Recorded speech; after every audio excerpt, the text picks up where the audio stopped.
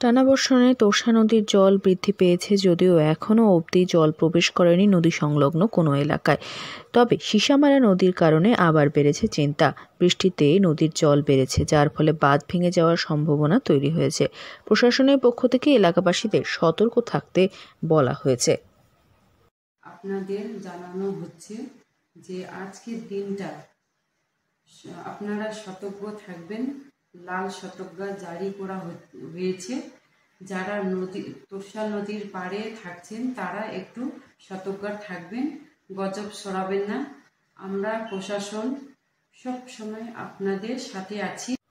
কালচিনি ব্লকের হাসিমারা জয়গা দলসিংপাড়ার পাশ দিয়ে তোর্ষা নদী বয়ে যায়। যদিও কোনো সতর্কতা জারি করা হয়নি নদীতে, তবে জানা গিয়েছে ভুটানের ফুনসোলিং থেকে তোর্ষা নদীর জল প্রবেশ করছে জয়গা এলাকার তোর্ষা নদীতে। তোর্ষার জল বৃদ্ধি পাওয়ায় চিন্তিত তোর্ষাপাড়ের বাসিন্দারা, চিন্তিত জয়গা তোর্ষাপাড়ের মানুষরা। জয়গা 2 গ্রাম পঞ্চায়েতের প্রধান অঞ্জু খাতুন তোর্ষাপাড়ের বাসিন্দাদের সতর্ক থাকতে বলেছেন।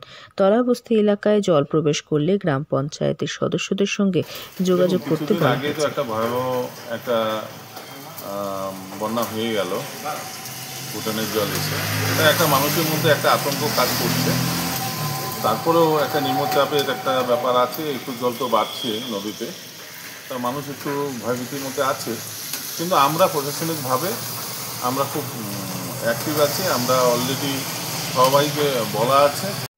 এদিকে আলিপুরদুয়ার 1 ব্লকে চলছে মাইকিং। সম্প্রতি ঘটে যাওয়া প্রাকৃতিক দুর্যোগের কথা ভুলতে পারেনি কেউই। মাইকিংয়ের মাধ্যমে প্রশাসন সকলকে আগের থেকেই সতর্ক করছে। এলাকায় জল প্রবেশ করলে স্থানীয় গ্রাম পঞ্চায়েতে জানাতে বলা হয়েছে। এলাকার 2টি স্কুলে ফ্লাড রিলিফ সেন্টার করা হয়েছে। আগে এলাকার বাসিন্দাদের সেখানে নিয়ে যাওয়া হবে, এরপর জেলা প্রশাসনের নির্দেশে কাজ হবে। এই ব্লকেই রয়েছে শালকুমার এলাকা, যা পর্যটন স্থান হিসেবে পরিচিত। সেখানে কোনো পর্যটক রয়েছে কিনা দেখা হচ্ছে প্রশাসনের পক্ষ থেকে। আলিপুরদুয়ার থেকে অনন্যাদের রিপোর্ট, লোকাল 18 বাংলা।